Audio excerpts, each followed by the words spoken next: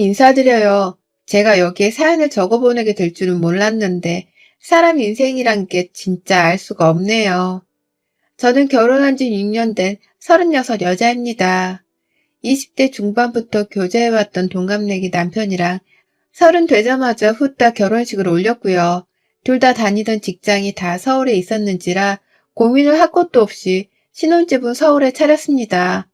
양가 부모님도 모두 다 서울에 살고 계시는 도시분들이셨기 때문에 따로 지방살이라는 것을 생각해보지 못하고서 살았었네요.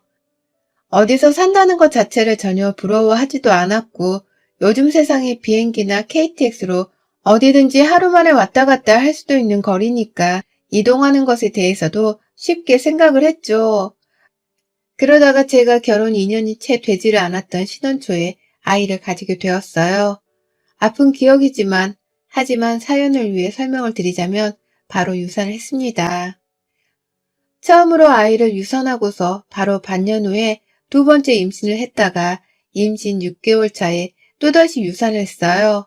두 번 연속으로 결혼을 하자마자 맞이하게 된 유산이어서 저로서는 정말 정신적인 충격이 너무 컸었습니다.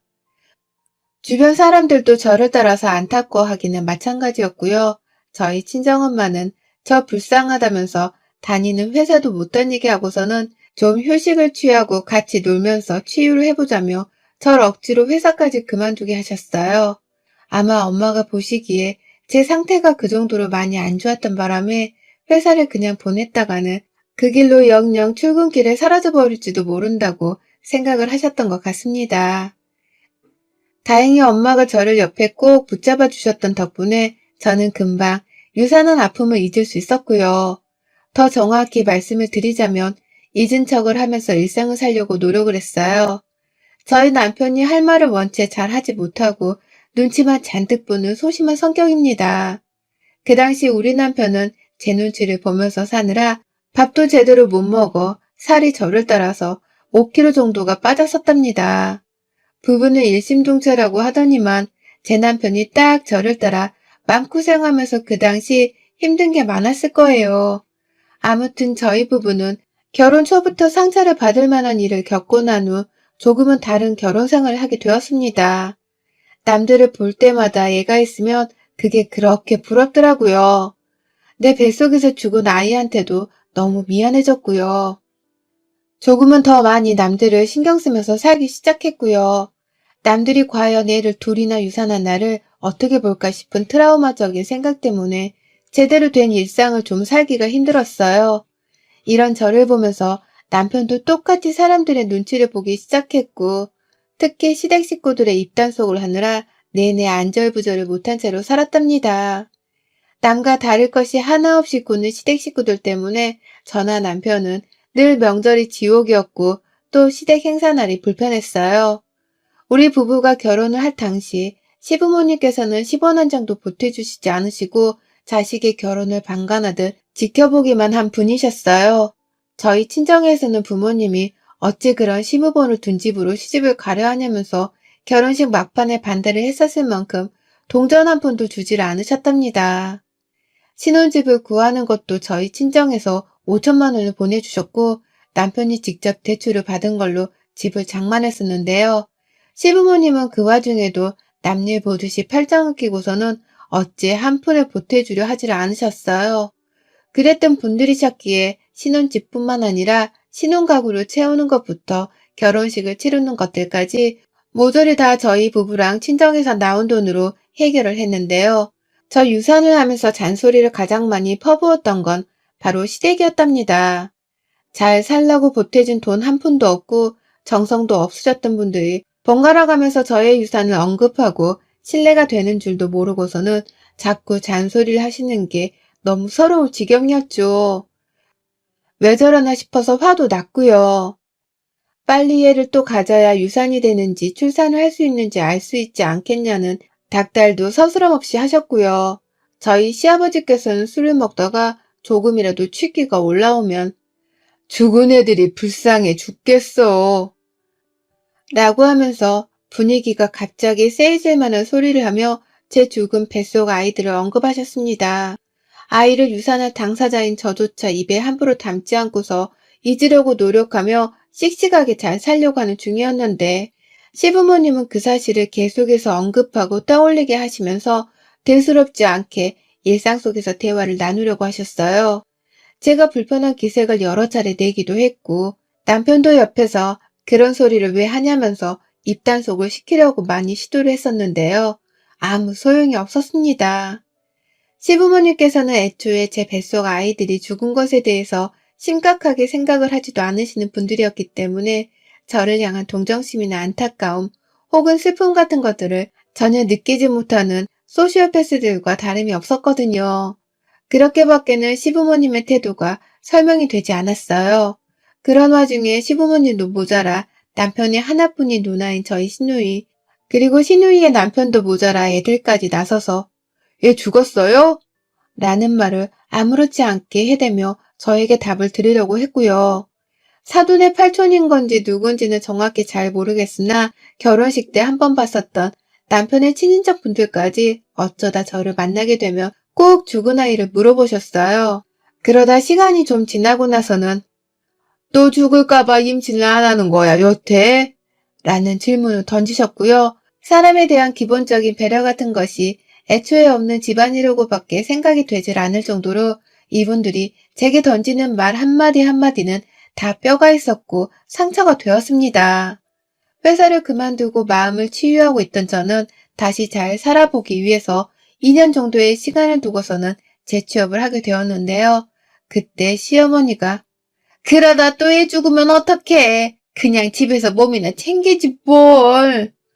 라고 하시는 말을 듣고서는 완전히 결심을 하고서는 서울을 뜨기로 했어요. 제주도로 내려가기로 한 겁니다. 시댁 식구들 근처에 살면서 자꾸만 얼굴 보고 마음에 상처가 되는 얘기나 들으면서 정말로 상처를 받고 사느니 그냥 아무 연고도 없는 한적한 도시에 가서 살고 싶었어요. 한창 제주살이 한 달살이 같은 게 막 유행을 하고 있는 중이어서 저도 내내 마음속으로 훌쩍 떠나보고 싶다는 생각을 하면서 살았어요. 하지만 시어머니의 마지막 그 한 방이 저를 완전 빡돌게 만든 것이었습니다. 그래서 저 막 재취업을 한 직장도 눈물을 머금고는 그만두고서 남편과의 충분한 대화를 거쳐 제주도로 집을 옮겼어요. 남편도 늘 저에게 상처를 주려고만 하는 시댁 식구들을 중간에서 커버하고 막는 것에 상당한 스트레스를 받고 있었다고 고백을 하더라고요. 그냥 차라리 우리가 지금까지 모아놓은 돈으로 제주도에서 새롭게 시작을 해보자면서 흔쾌히 동의를 했습니다. 당시 집값이 꽤나 오른 상태여서 서울집을 팔고 나니 대출금은 한 번에 갚을 수 있었고 모아놓은 돈으로 제주도에 있는 아주 작은 집 한 채를 샀어요. 여행을 가며 묵는 그런 근사한 숙소나 타운하우스가 아니라 정말 제주도의 한 동네 안에 있는 현지인 집이었어요. 리모델링도 저희가 싹 다 하고 얼마 지나지 않아 남편이 운이 좋게도 회사 상사분의 도움을 받아 제주도에 있는 작은 한 회사에 재취업을 할 수 있었어요. 월급은 서울에서 받던 것보다 반토막이 나버렸지만 정말 좋더라고요. 그냥 아는 사람 하나 없는 이 동네에서 아무도 나한테 아이 문제를 언급하지도 않고 또 감정이 상하게 하지도 않으니 말입니다. 이래서 제주살이를 한 번쯤은 다들 꿈꿔보는구나 하는 생각이 들면서 정말 열심히 타지 생활을 즐겼어요. 열심히 바다도 찾아다녔고 맛집도 찾아다녔고 또 저는 개인적으로 집에서 작은 1인 사무소 하나를 차려서는 프리랜서로도 일을 시작했습니다. 그렇게 남편이랑 저는 각자 하는 일을 가지고서는 타지 생활을 여행하듯 즐기며 딱 기분이 좋을 정도로 잘 살기 시작했어요. 그런데 그때부터 조짐이 뭔가 이상했어요. 시어머니랑 시아버지 그 돈 모자라서 시누이까지도 전화를 해와서는 집이 어떠냐며 사진을 보내달라 하더라고요. 처음엔 제주도로 이사를 간다니까 그 멀리를 왜 가냐고 하면서 막 반대를 하고 돈지랄을 하지 말고 서울에 남아있으라며 이해를 못한다고만 하시더니 언젠가부터 저희를 그냥 내버려 두기만 하셨거든요. 그래서 저는 저희 부부가 너무 확고하게 이사를 가려고 하니까 마음에 체념을 하신 줄 알았습니다. 그런데 이제 보니 그게 아니었더라고요. 저희가 리모델링까지 싹 다 끝내고 나니 아주 귀신같이 연락이 와서는 집이 어떻냐면서 사진을 보내게 하고 또 주소를 보내게 하셨어요. 그리고는 정말 거짓말이 아니라 며칠 지나고 나서 시부모님이랑 시누이네 가족들이 단체로 저희 집을 찾아왔습니다. 그때가 금요일 저녁이었는데요. 이제 보니 시누이 남편이 회사 퇴근을 하는 시간에 맞춰서 우르르 비행기를 타고 온 거더라고요. 그 저녁에 공항이라면서 데리러 오라고 연락을 하는데 정말 기절초풍하는 줄 알았어요. 시누이네 식구가 총 4명이고 시부모님은 2명, 총 6명의 사람들이 갑자기 우리 집에 오겠다고 제주도로 왔는데 렌트카 하나를 제대로 신청을 하지 않고서는 무작정 공항이라며 마중을 나오라 한 겁니다. 그래서 겨우 경차 하나 중고로 사서는 끌고 다니고 있었던 저희 차에 겨우 시부모님만 모시고서는 일단 집으로 왔고요. 시누이네는 버스를 타든지 택시를 타고 오라고 하는데도 절대로 차비에 돈 아까워 돈 쓰기 싫다면서 억지를 부리는 바람에 결국 시부모님을 저희 집에 모셔놓고는 다시 그 먼 길을 따라 공항까지 가서는 시누이네를 태워왔습니다. 뒷좌석에 애들이랑 짐가방이 아주 한데 뒤섞여서는 정말 난리도 아니었어요. 그렇게 갑작스레 찾아온 시댁 식구들은 뻔뻔스럽게 저희 집을 보고서는 평가질을 하더라고요. 아니, 이 코딱지만한 집에 우리가 다 어떻게 지내니? 야, 여기 방도 2개뿐이야? 그럼 우리 중에 누가 거실에서 자야 하는데? 라고 말이죠. 지들을 위해서 우리가 제주도에 숙소를 차린 것도 아니고 오히려 지들을 피해서 우리끼리 조용히 좀 살겠다고 제주도의 작은 집에 만족하며 내려와 사는 중이었는데 찾아와서는 집이 작다, 자기들이 제대로 잘 수가 없다면서 따지고 불만을 토로하더라고요. 유사나 아이에 대해서 잔소리를 들었을 때와 다를 것이 없이 제 눈에 보이는 우리 시댁 식구들은 정말 단체로 소시오패스들이 분명하다 싶었습니다. 그 정도로 제 상식으로는 도저히 이 모든 상황이 납득이 가지 않았어요. 나한테 이 정도로 민폐를 끼쳐야만 속이 시원한 건가 싶어서 미칠 노릇이었죠. 결국 주말을 껴서 우리 집을 찾아온 시댁 식구들은 다음날 아예 남편한테 렌트카를 당장 렌트하라고 닥달해서 남편이 억지로 자기 돈을 써서는 차를 하나 렌트했고요. 그렇게 저를 빼고서 시댁 식구들을 주말 내내 제주 관광을 시켜주다가 공항에 돌려보냈습니다. 시댁 식구들이 떠난 집은 아주 쓰나미가 밀려왔다 간 듯이 처참했고요. 그걸 치우느라 저나 남편은 마지막 주말이던 그 일요일 저녁 내내 제대로 허리를 펴지도 못했었답니다. 설마 이게 또 반복적으로 일어나진 않겠지 싶었는데 늘 불길한 예감은 적중을 했죠. 그 다음에 남편의 한 친척분께서 연락이 오셨어요. 시어머니께 말을 전해드렸다면서 우리 사는 곳 주소를 찍어달라 하시더라고요. 그러더니만 50대이신 그 친척분이 남편분이랑 같이 둘이서 우리 집을 찾아오신 겁니다. 2분은 은퇴하고 집에서 할 일이 없으신 건지 평일 대바람부터 제주도를 찾아오셨고요. 그렇게 저는 또 영문도 모른 채 시댁 식구들을 제 집에 묵게 했어요. 방 하나는 제 작업 사무실로 쓰는 곳이었는데 어쩌다 보니 시댁 식구들이 제주도에 여행을 오면 내줘야 하는 숙박시설 같은 것으로 쓰게 되었답니다. 남의 집에 돈 한 푼 안 내고 무료로 숙박을 하려고 찾아봤으면 적어도 서울에서 뭐 하나 선물을 사오던가 하다못해 현금이라도 10,000원짜리 한 장은 줘야 하는 게 인지상정이잖아요. 하지만 이놈의 시댁 식구들은 저희랑 가깝던 혹은 멀던 아무도 염치라는 것을 챙길 줄 모르더라고요. 빈손으로 찾아와서는 하나같이 우리 집이 좁아 죽겠어서 올해는 못 살겠다며 투덜투덜 거리셨고요. 당연스럽게 자기들이 제주도에 오면 관광을 시켜주는 것은 저나 제 남편의 몫이라고 생각을 하셨습니다. 그 흔한 투어나 렌트카는 늘상 예약 따윈 하지도 않으셨고요. 하나같이 우리한테 공항으로 데려오라고 하고 또 맛집도 알려달라고 하고 관광지로 태워다주고 또 데리러 오라고 시키면서 온갖 여행사에서나 할 짓들을 전부 다 저희 부부한테 요구를 하셨어요. 눈 하나 깜빡하지 않은 채로 뻔뻔스럽게 말입니다. 급기야 저희 시부모님은 한 달 살기를 하고 가신 적도 있답니다. 제주도행 비행기표만 끊고 오셔서는 돌아가는 비행기표는 사지도 않으셨더라고요. 그냥 와서는 몇 날 며칠을 계속 지내시길래 언제 돌아가시냐고 물어보니 너가 가라니까 더 가기 싫네. 우리 가는 티켓 안 끊었다, 아직. 한 달이 있으려고 한다.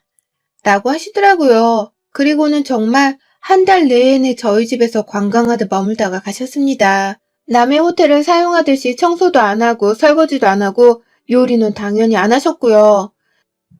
이불 정리하는 것부터 시작해서 자기들이 쓰고 난 방 청소까지 전부 다 저한테 시키셨어요. 그 바람에 저는 하우스키핑까지 도맡아 하면서 시부모님의 제주 한 달 살기를 보조했죠. 그러니 저 진짜 여러 차례 멘붕이 왔었답니다. 이 짓은 더 못하겠다면서 또 제주도에 누가 오려고 하기라도 하면 막 욕을 퍼부을 작정으로 길을 세웠어요. 그러다가 코로나가 찾아왔어요. 정말 다행인지 불행인지 그 덕분에 시댁 식구들도 발길을 딱 끈더라고요. 애머 시댁 식구들의 제주도 방문 때문에 저희 친정 부모님도 여태 제주도를 한번 못 오셨을 때였는데 코로나가 터지니 얼마나 우리 부모님이 보고 싶던지요. 이게 다 시댁 식구들 때문인 것만 같아서 괜히 천불이 났죠. 그럼에도 이제 더는 안 봐도 된다고 생각을 하니 다행이다 싶었고요. 하지만 요즘 코로나는 조금씩 일상 속에서 함께 해야 하는 걸로 인식이 바뀌었고 사람들도 명절에 막 여행을 간다고 공항이 좀 더 붐비기 시작했잖아요.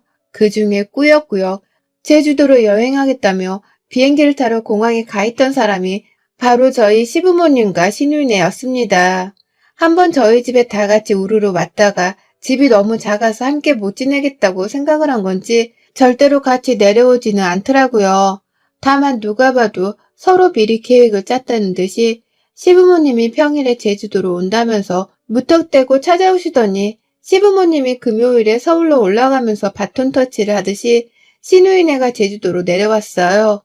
시부모님이 저희 집에 계시는 내내 저 진짜 오래간만에 또 하우스키핑 역할을 자처하면서 엄청 개고생을 했거든요.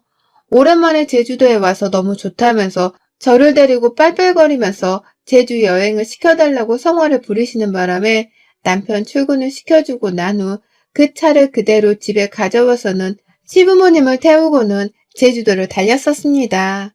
다니면서 필요한 경비며 식당에 들어가서 쓰는 식비며 모든 것들은 다 제 지갑에서 돈이 나갔고요. 그 와중에 시부모님은 지갑 한 번을 열어서 저한테 밥 한 끼를 사주질 않으셨어요. 그냥 맨입으로 또 당연하다는 듯이 저희 부부의 도움만을 받으며 제주도를 꽁으로 여행을 하려고 한 것이었습니다. 그러다가 금요일에 서울에 간다면서 공항에 바래다 주라고 하니 저도 이제야 끝이 났다 싶어서 절로 다행이다 싶더군요. 아니나 다를까 방이나 집안꼴을 다 엉망으로 만들어 놓으시고는 쓰레기 한 번을 비우려 하지 않은 채 공항에 간다고 제 차에 올랐다는 시부모님을 모른 척하며 그렇게 공항에 잘 바래다 드렸습니다. 그런데 시어머니가 공항에 들어가면서 말씀하시대요. 이따 네 시누이 도착할 거니까 그냥 공항에서 대기하고 있어. 번거롭게 집에 왔다 갔다 해서 차비 낭비하지 말고 그거 다 우리 아들 월급에서 나가는 돈일 텐데. 라고 말이죠. 그리고 전 그제서야 알았어요. 시누이가 제주도로 오고 있는 중이라는 걸 말이죠. 정확한 시간도 말해주지 않고 도대체 왜 오는 건지도 말해주지 않은 채 그냥 무작정 공항에서 기름값 아까우니 기다리고만 있으라 하는 시어머니의 말에 숨이 턱 막혔어요. 머리가 지끈거리고 숨이 안 쉬어지고 급기야 차키를 들고 있는 제 손이 막 부들부들 떨리는데 눈치껏 제 증상을 알겠더라고요. 공황장애라는 걸 말입니다. 그리곤 제가 거의 2시간 가까이를 공항에서 기다렸어요. 시누이가 우리 금방 도착해 라고만 문자를 보내놔서 전 진짜로 금방 도착을 하는 줄 알았는데 알고 보니 그때 막 서울에서 공항으로 가고 있던 중이었더라고요. 서울에서 제주도가 비행기 한 방으로 도착을 한다는 걸 그저 금방 도착한다고 표현한 바람에 제가 거의 2시간을 아무것도 안 하고 기다린 겁니다. 열은 잔뜩 받아져 있고 남편은 왜 집에 안 오냐면서 저를 찾는데 저는 남편의 연락도 받기가 싫었어요. 왜 니네 식구들은 다 이 모양인 거냐면서 한마디 욕을 퍼부을 게 분명했는지라 남편이랑은 싸우고 싶지가 않아서 일단 전화를 받지 않기로 한 겁니다. 그리고는 시누이네를 기다리는데 와, 저 진짜 그 얼굴을 보자마자 입이 열리며 쌍욕이 튀어져 나왔습니다. 신우이가 공항 밖으로 나오다가 말고 지네이들이 배가 고파 했다면서 바로 공항 안에 있는 롯데리아에 가서는 햄버거를 사 먹이고는 나오는 겁니다. 애들 둘이서 손에 콜라 하나씩을 들고서는 빨아대면서 나오는데 와, 2시간 내내 소식도 없어서 무작정 기다리다가 그 꼴을 보고 나니 순간 얼굴이 쎄한 게 화가 치밀어 오르더라고요. 그리고는 신우이한테 많이 늦으셨네요. 라고 말을 했어요. 연락도 없이 무작정 남의 집에 찾아온 사람 주제에 왜 늦느냐는 소리를 은연중에 뱉어낸 겁니다. 그런데 우리 신우이랑 그 옆에 있는 남편이란 놈이 쌍으로 뭘 한 줄 아세요? 손님을 이렇게 대접하면 안 되지. 라고 하는 거예요. 손님은 늦어도 늦었다고 그러려니 해야 하는 거고 윗사람을 봤으면 짐부터 받아줄 생각을 해야 하는 거라면서 저를 향해 둘이서 쌍으로 잔소리를 퍼부으며 가르치려 들더라고요. 이건 뭐 기가 막힌 건 둘째치고 사람 새끼들이 아닌 것들과는 도무지 대화가 안 통해서 뭐라 할 말이 없었습니다. 제 손님들이세요? 저는 초대한 적이 없는데 누군 마음대로 형님이 제 손님이에요? 내가 언제 오라고 했어요? 왜 멋대로 이 늦은 시간에 사람을 기다리게 하면서 찾아와 놓고 손님 대접을 바래요? 라고 하며 저도 결국 화가 폭발해서는 소리를 쳤어요. 사람들이 막 공항을 빠져나가는 중이어서 주변에 사람들이 정말 많았는데 저는 부끄러운 줄도 모르고 신우이한테 소리를 질러댔어요. 내가 초대를 했냐고요. 손님 대접을 받고 싶으면 돈을 내던가 아님 돈 내고 호텔을 들어가던가 왜 남의 집에 멋대로 찾아와서는 대접을 바래요? 염치 좀 챙기고 사세요. 라면서 혼자 공항 천장을 보며 소리를 지르고 숨을 거르고 별짓을 다 했다가 신우 남편이 저보고 그러더라고요. 미쳤나 봐. 라고 하면서 저를 막 이해할 수 없다는 듯이 쳐다보면서 표정을 잔뜩 찡그리는데 그 무시하는 표정에서 저는 환멸을 느꼈습니다. 내 마음을 알아주길 바란 건 아니었지만 그래도 적어도 내 집에서 지내려고 하는 사람이라면 집주인한테 미안해하기는 할 거라 예상했거든요. 그런데 저를 이해하기는커녕 미쳤다고 말하는 그 인간의 말에서 저는 결국 마지막 희망의 끈까지 놓아버렸고요. 바로 그 자리에서 신우 둘째가 들고 있는 음료를 뺏어다가 신우 남편의 얼굴에다가 음료를 부어버렸어요.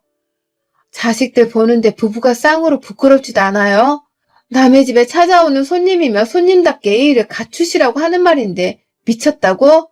미친 게 뭔지 제대로 한번 보여줄까요? 나 당신들 우리 집에 다시는 안 들일 거니까 어디 한번 공항에서 차 렌트해서 숙소 잘 찾아가 보세요.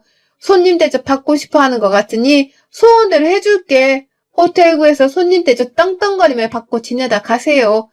다신 제주에 와서 함부로 우리 부부 부르지 마. 또 온다고 하면 그땐 당신 부모가 찾아와도 난 소금부터 뿌려가며 쫓아낼 거야. 라고 하면서 음료를 탈탈 털어버리고는 혼자 공항을 빠져나왔어요. 뒤에서 신우의 남편이랑 신우가 번갈아 쌍으로 소리를 질러가면서 제 이름을 부르고 있었는데요.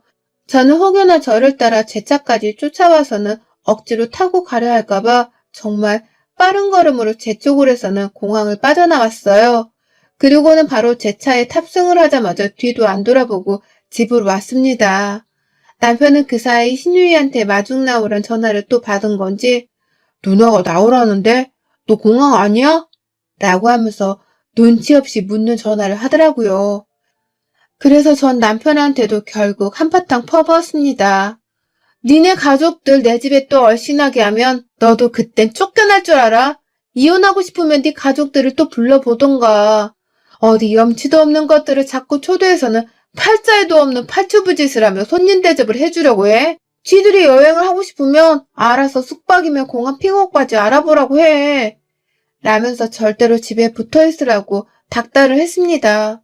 저는 차를 끌고 집에 도착을 하자마자 결국 울음을 터뜨리며 제주도에 와서도 니네 식구들 때문에 이게 뭔 난리야. 라면서 거실 바닥에 들어 누웠고요. 제발 좀 안 보고 살게 해달라고 애원을 하니 남편도 이런 제가 불안불안해 보였는지 초대 안 할 거야 걱정 마. 라고 하면서 자기 핸드폰 전화를 제 앞에서 보란듯이 꺼버리더라고요. 그게 바로 지난주 금요일에 일어났던 일이었고요. 그 후 신우이는 우리 집을 찾아오긴 했었어요. 다만 저희 부부가 문을 열어주지도 않고 밖에서 누가 집에 쳐들어오려고 한다고 경찰에 신고를 하니 그제서야 꽁무니를 내빼듯이 도망을 치더라고요. 지들이 어찌저찌 렌트카를 빌리긴 한 건지 차도 있었고 더 이상 숙박을 하겠다면서 재워달란 연락도 하지를 않은 채 그러고 조용히 지내다가 서울로 올라간 듯 했어요. 그리고는 평일에 다짜고짜 시누이가 저를 고소하겠다면서 연락이 왔네요. 감히 공항에서 자기 가족들한테 망신을 줬다면서 명예훼손을 들먹이며 고소를 하려 하더라고요. 그러니 저도 그간 우리 집에 와서 공짜로 먹고 자고 여행했던 경비를 싹 다 모아서는 금전적인 보상을 하게 만들어주겠다며 맞고소를 하겠다 으름장을 놓았습니다. 명예훼손은 100만 원이면 되겠지만 당신은 몇백을 더 물어내야 할 거라면서 아주 신신당부를 하니 시누이는 먼저 전화를 툭 끊어버리고는 지금껏 추가 연락이 없네요. 아마 속으로는 무지하게 쫄고서는 잠수를 타려한 것 같습니다. 뭐 덕분에 이제 시댁 식구들도 다 하나같이 정신을 차리고는 우리 집에 못 올 것이란 생각이 들고요. 온다고 하더라도 제가 공항에서부터 소금을 던져가며 제주 땅에서 쫓아내버릴 심상이라 상관은 없습니다. 어디 또 내 집에 쳐들어오려고 하기만 해봐라. 제주 땅에서 길 잃은 노숙자가 되는 게 어떤 건지를 제대로 보여줄 겁니다. 여러분의 생각은 댓글로 남겨주세요. 오늘도 시청해주셔서 정말 감사합니다.